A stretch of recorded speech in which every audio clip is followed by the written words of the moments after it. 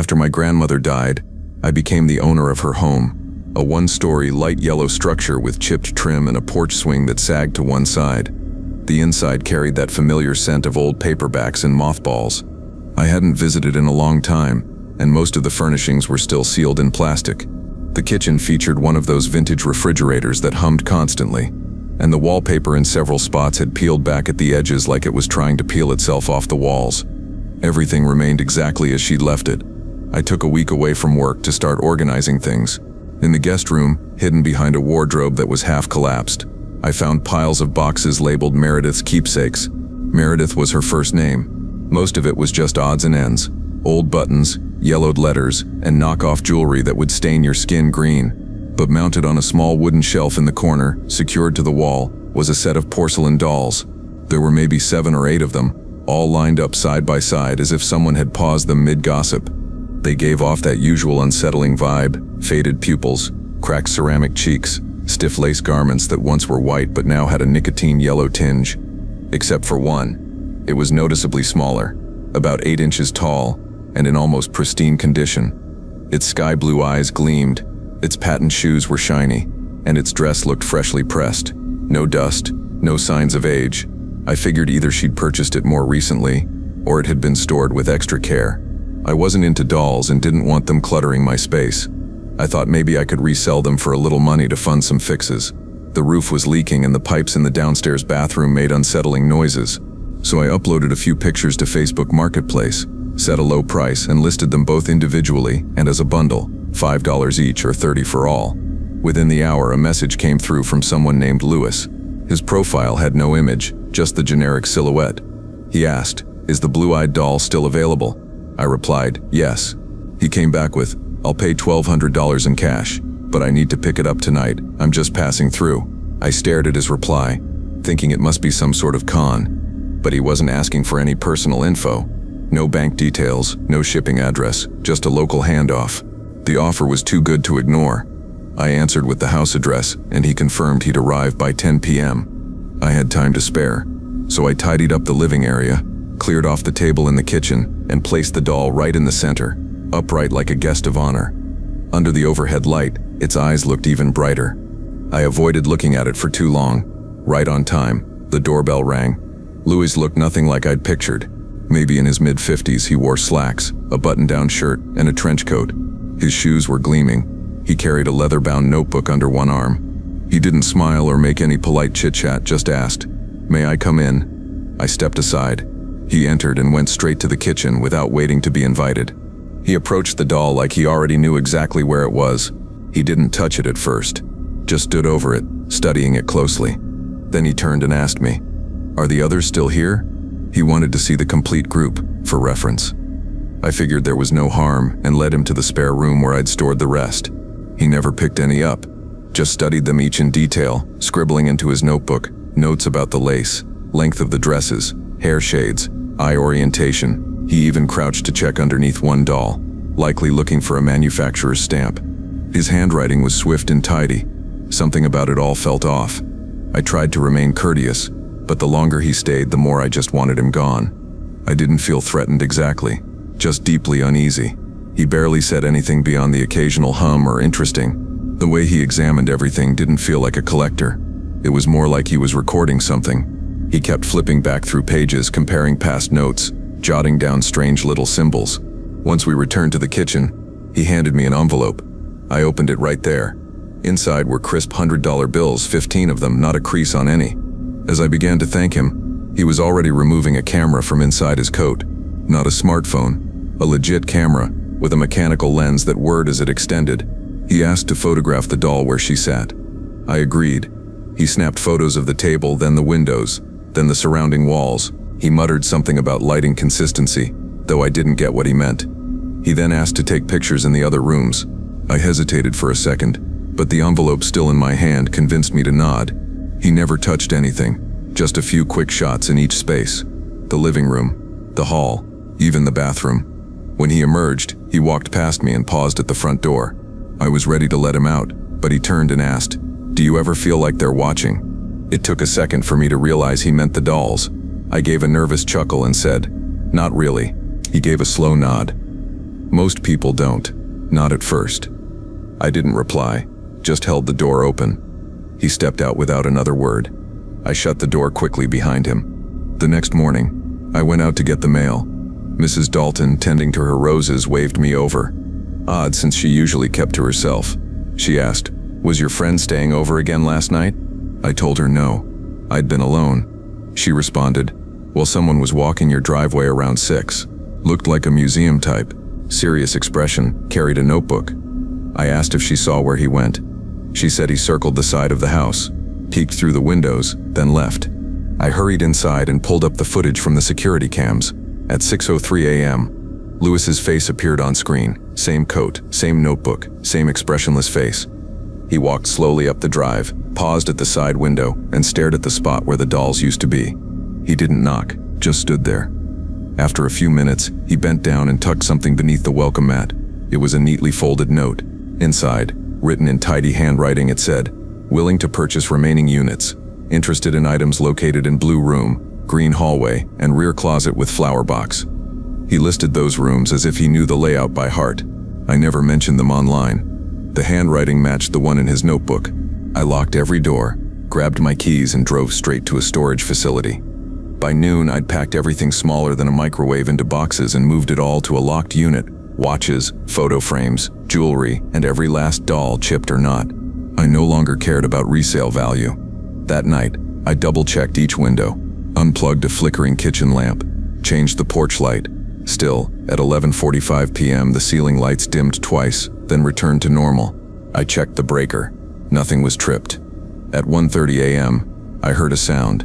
Wood creaking, then soft footsteps. Too rhythmic to be plumbing, too loud to be a raccoon. I called my friend Kyle and asked him to stay over. 20 minutes later, he showed up with a duffel and a baseball bat. We rotated shifts, staying awake in turns every hour. He watched the front door. I kept an eye on the backyard from upstairs. Nothing unusual occurred, but I couldn't sleep. At 3:07 a.m., my phone pinged with a motion alert. I opened the app to a grainy figure by the shed. A flashlight beam scanned the outer siding slowly, then paused to shine through the crack beneath the door. His face was blurry, but I knew it was Lewis. He paced the yard, paused by the basement windows, then approached the back entrance and tested the doorknob. I called 911. The dispatcher said a unit was nearby. Kyle braced at the front, bat ready. We didn't hear anything inside. On the footage, Lewis was calmly working at the lock, methodical, unrushed. When the cruiser lights came into view, he didn't run. He stood, turned, and lifted his hands in the air. As officers secured him, we stepped outside. He shouted loud enough for us to hear, "She invited me. She missed one. I'm only here to help archive." One officer scoffed and told him to shut it. They found a printed list in his coat. My name, address, how many dolls remained, last known locations, and estimated values. He also carried lockpicks, zip ties, and a box of white gloves. They loaded him into the car. I sat on the porch, my hands trembling. The coffee I'd made hours ago now cold. I just held the cup and stared until the cruiser disappeared. The court issued a restraining order. Lewis wasn't allowed within 100 yards. No phone calls, no emails, no contact of any kind. I wasn't going to risk it. That weekend, I donated the entire doll collection to a hospital fundraiser. They were happy to receive it, asked no questions. I left empty-handed. The house began to feel different, especially the attic. It used to groan at odd hours, but now it was silent, lighter even, like the air itself had cleared. I started leaving that door open again. For the first time in weeks, I didn't dread walking past that hallway. I also changed how I handled online sales. No more personal addresses. All my listings now say public meetup only. I use the grocery store parking lot or the police exchange zone. Doesn't matter if it's a $10 chair or a rare antique. If someone offers too much too fast, I decline. Fast money usually hides tangled strings. Some people care more about objects than other humans. That's their issue. But when they start memorizing your home layout and logging your possessions, that's when it's time to cut ties. My grandmother's dolls were just trinkets, but for someone like Lewis, they meant more. They were signals, triggers, something I don't care to ever comprehend. Now whenever I pass shelves of antique dolls in thrift shops, I keep walking. Not all nostalgia is harmless. Some things cost more than they're worth. When my marriage dissolved, I ended up with the house, and the kind of quiet I believed I craved. Brett took his things and moved out, saying he wanted a peaceful separation. There were no shouting matches, no theatrics, just two people agreeing that what they had wasn't working anymore. He handed me the keys, managed a weary smile, and that was the final chapter.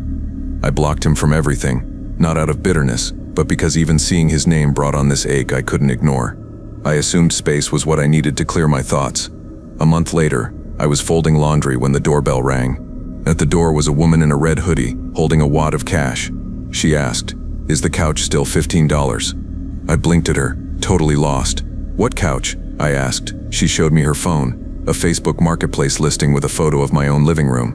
The same couch, the identical rug, even the familiar lamp in the corner. I hadn't posted anything. I told her it wasn't for sale, and that I didn't know who created the ad. She looked irritated, mumbled something and walked off. At first I brushed it off as a random scam. Maybe someone reused a picture they found online. But then, just 2 days later, a man in a pickup showed up asking about gardening tools I'd supposedly listed for $10. He had a screenshot of the ad. My backyard, the tools spread out, the shed door ajar. It was an old photo, one I clearly remembered taking months earlier. I insisted I hadn't listed anything. He got frustrated, told me I could have at least deleted the ad if it wasn't real, and drove away muttering something I couldn't catch. That's when I started to realize it wasn't some isolated glitch. Over the next few days, people kept arriving. At first, just a couple daily, then more. Some came looking for chairs, others for a grill, and even one for a flat-screen TV. One man attempted to enter the garage without asking, wanting to inspect the item. I had to raise my voice to stop him. Another woman yelled that I'd wasted her time with a fake listing. She'd taken off work to get a baby crib I never owned. Each person showed me posts with real photos from my property. I started inspecting the listings and noticed the same profile image. A woman I didn't recognize, using the name Janet Deals. The pictures included my street in the background, making the location appear authentic. Prices were ridiculously low. $20 for a washer, $50 for a patio set. It was all designed to draw immediate attention and impulse visits. I made a Facebook account just to investigate and found her profile quickly. Dozens of ads used pictures from inside and outside my home. Some photos I didn't even recall taking. I reported every ad and blocked the account. Hours later, it vanished. I thought it was over. But by the following day, the listings were back. Same photos, slight changes. This time under Lily Bargains, but with the exact same profile picture. And now, they even included my first name. Jesse's old washer, must go today. People believed I was the one posting these. I started receiving non-stop calls and texts. One voicemail begged me to hold a recliner until Saturday. Calls came in at all hours, even during work meetings, or at 5 a.m. I couldn't sleep anymore. Even silencing the phone didn't stop the pounding on the door. Angry strangers continued showing up. Some accused me of scamming. One man threatened to call the cops. A tearful woman said she needed the crib and couldn't afford a new one. I tried locking the gate, but they'd lean over or yell from the sidewalk. A few even pressed their faces to the windows. I stopped opening the blinds altogether. I kept reporting each new account, but every time one disappeared, another popped up. Emily Fines was the next alias. Different name, same exact images, same too good to be true prices. Listings multiplied. Each used intimate pieces of my life like they were part of some deranged catalog. I couldn't tell if it was one person doing this or several. Every report felt like a losing battle. Some listings even included my house number in the title. I took all this to the police. I had screenshots, message logs, but they told me tracing it was difficult unless I had clear proof of harassment or a threat. Probably just a scammer. The officer shrugged. They wrote up a report, but didn't promise anything. I asked about a restraining order, but they said I'd need to know who was behind it. I installed cameras, one at the door, another covering the driveway, and began documenting every visitor. In just 7 days, I had footage of 17 people. I thought about changing my number, but that didn't feel like enough. The listings had my name, my images, my address. Whoever did this had to be someone who once had access to all of it. That night, I stared at the old laptop Brett had left behind. I hadn't touched it since the split. His login still worked. The screen lit up with an open browser session. Facebook Marketplace. Draft listings were there. Over 30 of them. Every title started with Jesse's. Some were the exact ones people had shown me. His profile image was a cropped photo he'd taken of me in the backyard. The browser refreshed. A new message appeared. Offer on grill, Can pick up tonight." My stomach dropped. Brett had always had a twisted sense of humor. He'd laugh at videos where people were pranked or publicly embarrassed. He once thought it was funny to swap my coworker's shampoo with mayonnaise. I used to laugh it off. Not anymore. Now it felt deliberate, cruel. I called a friend who works in IT. I forwarded her email headers and messages from my burner Facebook account. She ran the IP addresses through a geolocation tool. It came back to a familiar area. Same zip code as Brett's new apartment. That narrowed it down. I didn't want to make blind accusations, but I wasn't about to wait around either. I kept logging every visit, snapping security cam photos. Some visitors showed me the posts directly. I collected usernames, ad titles, and even license plates. In 3 weeks, I'd filled a whole notebook. Some mornings, my driveway looked like a parking lot. One Saturday, 15 people blocked the street. All of them were looking for Jesse's Civic, $50 firm. A man argued with his wife over the directions. A woman banged on my window, demanding to test drive the car. Another man circled the block like a vulture. I called the police again. They sent an officer who had to direct traffic. After it settled, he pulled me aside and said, "If you can link this to someone, it might qualify as criminal harassment." That was all the motivation I needed. I wasn't losing my mind. Someone was targeting me. I called a digital law attorney the next Monday. I showed her the logs, plate numbers, IP data. She took it seriously. We filed a report and subpoenaed Facebook for account records. It took weeks, but the results were damning. Every account, Janet Deals, Lily Bargains, Emily Fines, traced back to the same source, Brett's work laptop. Not just the company, but the specific machine assigned to him. Authorities served him at his job.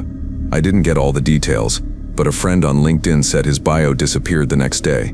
At first he denied everything, claimed he'd been hacked. But when confronted with timestamps and account data, he went quiet. Police said he tried to play dumb, called it a mix-up. But the posts included my name, my belongings, even old phrases he used to say at home. There was no doubt. He was charged with cyberstalking and unauthorized use of personal information. A restraining order was granted that same week. He couldn't contact me, post anything about me, or come within 2 blocks of my home. The court also barred him from using personal social media for a year. After that, the listing stopped. No more phone calls, no more angry strangers at the door, no more banging on the gate. The silence that followed felt surreal, like someone hit mute on the world. I hadn't realized how tense I'd been until it was over. I should have felt relieved, but instead I felt empty. That house, once a small triumph after the breakup, no longer felt secure. Every sound outside made me jump. Every creak felt like a new threat. I kept expecting someone to appear, asking about some fake deal. The damage had been done. I wasn't the same. Selling anything online now makes me anxious, even something as harmless as a lamp. 6 months later, I moved. Got a modest place on the other side of town, just me and the dog. Nothing extravagant. I put a fake name on the mailbox just in case. When I do need to sell something, I ask friends to screen buyers. I meet people in public, never at home. Sometimes I don't bother listing at all. I'd rather give it away than deal with the stress. People think revenge is loud and blazing, but digital revenge is quiet. It sneaks up. It mimics your voice, wears your smile. It knocks like a friend and leaves behind chaos. Brett showed me that. Online anonymity can come with a familiar face. Blocking someone only slows them down, it doesn't shut them out. You think you're protected, but someone with bad intentions and a Wi-Fi signal can find their way into your life. What I lost wasn't just time, it was my sense of trust in others, in technology, in the idea that locking your front door means you're safe. In the end, breaking free of him cost me more than I imagined. A house, my name. If love ends, make sure to change the locks on your doors and your profiles too. When my old microwave gave out, I didn't head straight to the mall. I browsed Marketplace first. I'm usually wary of second-hand appliances, but this one looked nearly untouched. Sleek stainless steel, a modern digital interface, and the factory sticker was still clinging to the door in the pictures. The seller was a woman named Martha. She said she was relocating across the country for a new job and had to unload things quickly. The price was surprisingly low, suspiciously low, but she said she just wanted it gone. She asked me to meet her at an apartment complex off East and Abe. It was a Thursday evening right after work, with enough daylight left to still feel safe. The complex looked decent, not upscale, but definitely not shady either. Clean pavement, trimmed hedges, a few kids running around near the front gate. She texted that she'd meet me by the visitor parking lot. When she arrived, the microwave was already boxed up in its original packaging. She mentioned she rarely used it, said it stayed in the pantry most of the time since she didn't cook much. Her hands trembled slightly as she handed over the box, and she kept glancing nervously back at the building. I asked if everything was all right. She smiled and said, "Just a long day. Thanks for helping me move forward." She helped me load it into my trunk. It wasn't heavy, just awkward to carry. I offered to pay her through the app, but she insisted on cash. "Quicker this way," she explained. I handed her the money, and before I could even close the trunk, she was already walking away. Back at home, I brought it straight to the kitchen. The box had some wear, but inside it was neatly packed with protective foam. I placed the microwave on the counter. As I opened the door, I caught a faint, sour odor. Not overpowering, just the kind of scent left behind by something old. I figured it had to be from storage. I wiped it down with a sponge and left it open overnight to air out. The next day, I heated some leftovers. The machine buzzed normally. The interior light came on. The turntable spun just fine. But when I opened the door afterward, the smell had returned, sharper this time. I assumed maybe there were food particles stuck somewhere, so I cleaned it again with vinegar solution. I scrubbed the tray, the interior walls, even around the fan guard. Despite the deep cleaning, the smell intensified each time it ran. Over the next few days, it became unbearable. Not just sour, but rancid, like rotting meat mixed with something chemically harsh. I inspected behind the unit, sniffed the cord, even tried plugging it into a different outlet. Nothing helped. I debated tossing it, but I'd already spent money on it, and everything else worked. A week later, I was warming soup when I noticed a flicker, blue sparks behind the glass. It popped twice, then the hum stopped and the light went out. I yanked the cord from the outlet. There was no burnt smell, so I figured maybe it was just a fuse. I'd done simple fixes before, so I decided to take it apart. I grabbed my screwdriver, brought the microwave out to the balcony, and began removing the outer shell. Some parts were dusty, but nothing seemed wrong until I fully removed the top casing. That's when I saw it. Crumbs, dried food stains, slivers of foil, all jammed around the wiring and beneath the magnetron. But worse, there were cockroaches. Dozens. Some were dead, curled up and dry. Others still had legs intact. Then from behind the circuit board, tiny live ones began to emerge. They spilled out quickly, crawling across my hands, racing toward the edge of the table. I jumped back so fast I knocked over a chair. I grabbed the nearest trash bin lid and smashed the ones that made it to the counter. My skin crawled for hours after. The next morning, I called an exterminator. He arrived wearing gloves and a mask, and didn't even flinch when I told him what I'd seen. After a quick check, he confirmed my fears. German cockroaches. He explained that the warmth of the electronics made the microwave a perfect nesting site, and once they settle in, they migrate to nearby food sources.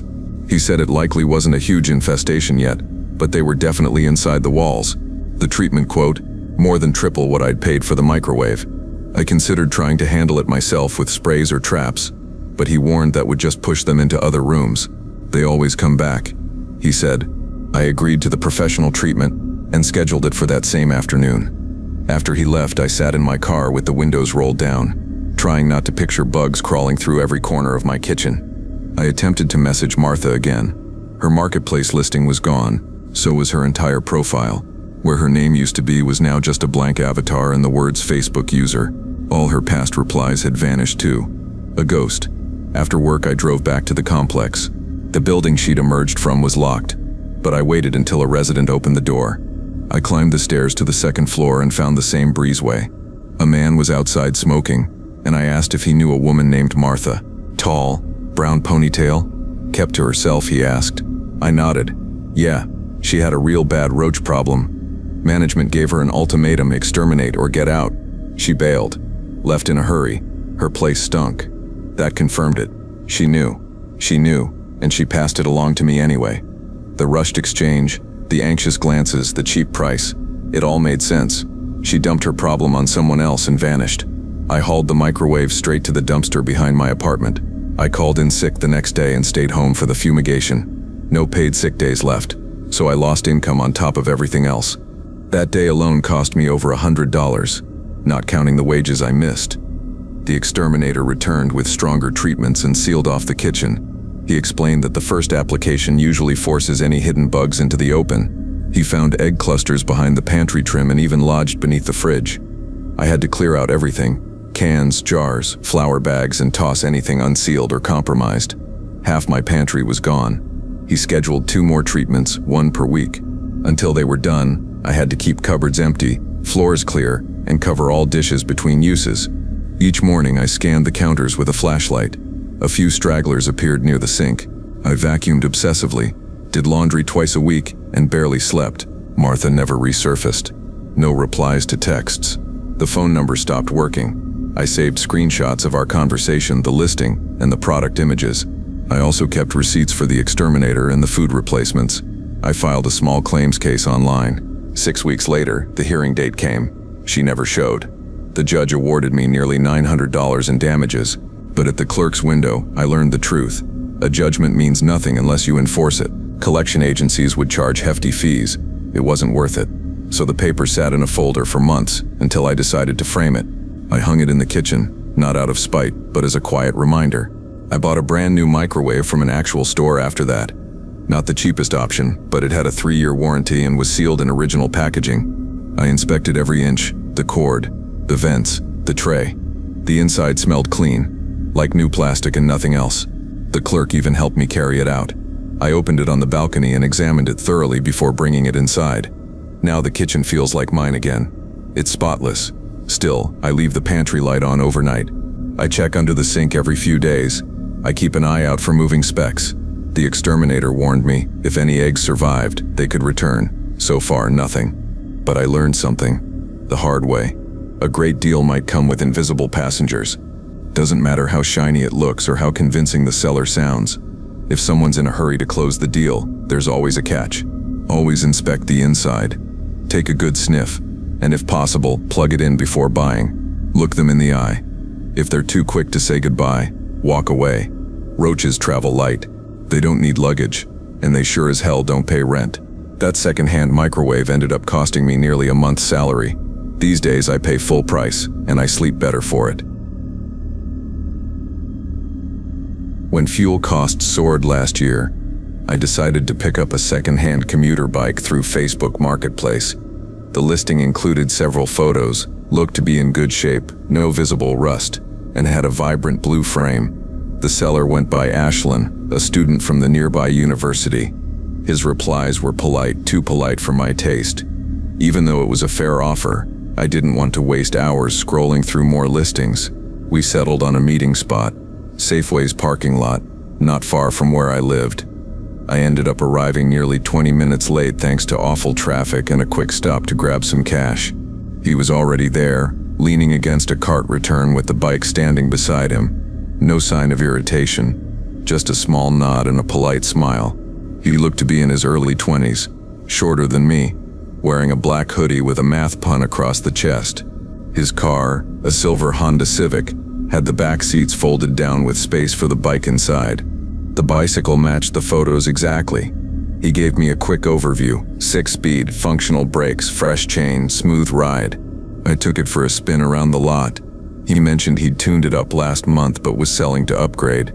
I apologized for being late, and to my surprise he knocked $20 off without me asking. Said, "You seem chill," and waved off the original asking price.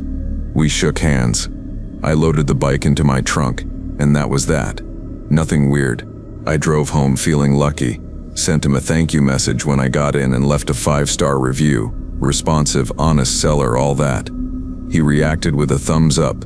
My commute immediately improved. I shaved nearly 10 minutes off every day. No more waiting for buses or paying inflated rideshare fares. I started riding almost daily, just from my place to the station, then from the next stop to the office. Even used it on weekends sometimes. Everything felt normal. Life just moved forward. The following day I got a message from him. "Ashlyn, hey, just checking in. Everything shifting okay?" I thought that was thoughtful. Told him, "Yeah, ride smooth." He responded with a thumbs up, then a thumbs up emoji. That part felt a bit much, but I brushed it off. Later that afternoon, another message. "Doing a trail ride this Saturday if you want to join. Easy loop, not far." I hesitated. I didn't know him, didn't want to turn Facebook Marketplace into a friendship hub. I replied that I had some weekend chores lined up and left it there. He didn't answer right away, but later that night, he sent a link. No message, just a sale page for a helmet. Then another one. Bike lights. Then gloves, water bottles. 5 separate links over the course of 2 hours. I sent back a short, "Thanks, I'm good for now." No reply. The next morning, 2 more links. GoPro mount and reflective tape. Again, no message. I ignored it. Around lunchtime, he texted, "Upgrades make the ride safer and more pro. Just saying." I didn't respond. That evening, I received a paragraph. "Hey, thought we had a good vibe. It's kind of cold to just ghost. I gave you a price break. Tried to stay connected. Don't get why you're ignoring me." I read it twice. It wasn't angry, but it felt off too intimate for a used bike transaction. I didn't reply. I just unfriended him. Next morning, as I locked up my front door, I saw him standing near the gate of my apartment complex, holding a tire pump like a peace offering. He smiled like we were old friends. "Thought you might need air. Was in the neighborhood," he said. He didn't look mad. He looked calm, in that unnerving way that makes it worse. A neighbor walking their dog slowed down to watch. I gave a tight nod, took the pump to avoid a scene. "Thanks. I got it," I said, then walked off quickly. When I turned the corner, he was still standing there, like he expected an invitation inside. On the train, my phone buzzed. It was a screenshot of Google Maps my commute highlighted. The message just read, "You could shave 5 minutes if you cut through 17th. No greeting, no name, just proof he'd been tracking me. I blocked the number immediately, opened my transit app and rerouted, changed stations, altered everything, told myself it was temporary. He'd lose interest and disappear. 2 mornings later, I was waiting at a red light 3 blocks from the station when I saw him again across the intersection, waving casually. Blue hoodie, same face.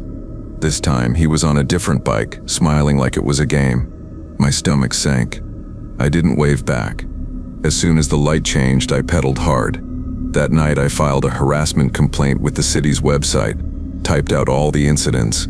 A day later, an officer with a bored tone called me back, said it wasn't technically criminal. Odd behavior, sure, but no threats, no trespassing, nothing physical. He recommended staying alert, so I ordered a cheap handlebar cam on Amazon and mounted it the same evening. Next morning, I looped the block twice before heading out, just in case. The footage looked good, clear, steady. Nothing unusual for the first 10 minutes. Then at a 4-way stop, there he was again. Behind me. Same distance for 3 blocks. Never caught up. Never passed. Just coasted along like a second shadow. I saved the video. Next time I saw him, I didn't flee. I stopped outside a hardware store where people were around. He rolled up next to me, smiling. Finally stopped ignoring me. I said, loud enough for others to hear, "You're following me." He shrugged. "I gave you a deal. You're acting like I'm a total stranger. You owe me some friend energy." I told him to back off. He reached out and grabbed the back of my bike seat. "I'm serious, man. You ghost people like that after they help you out? Time, discounts, gear links. Let go of the bike," I warned. A woman walking by pulled out her phone. "I'm calling the police," she said. He kept ranting about how people use each other, about how nobody stays loyal anymore. Cops showed up 5 minutes later. They split us apart. I showed them the footage. He didn't deny anything, just kept mumbling about how people don't appreciate things. He got a written warning and was told clearly to avoid contact. They said if he came back again, it'd be criminal. For now, just keep alert. After that, he disappeared. No more appearances. I switched routes again, just to be safe. A week later, I disassembled the bike in my living room, spray painted the frame black, new grips, swapped out the seat, anything to make it less recognizable from afar. I still ride. It clears my mind, especially in the early hours when the streets are quiet. But I don't wear headphones anymore. I check mirrors.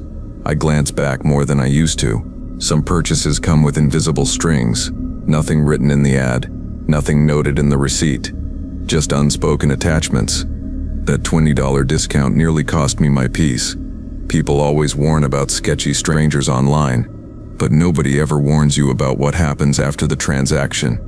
When someone refuses to let go, friendship isn't something you owe, not for a markdown, not for a favor. If they keep clinging after the handshake, won't take silence for an answer, just leave. Don't explain, don't reason, and never ever let them know where you live, because blocking someone digitally doesn't stop them if they're willing to show up in real life. And once someone starts following your path, it's hard to get them off your road.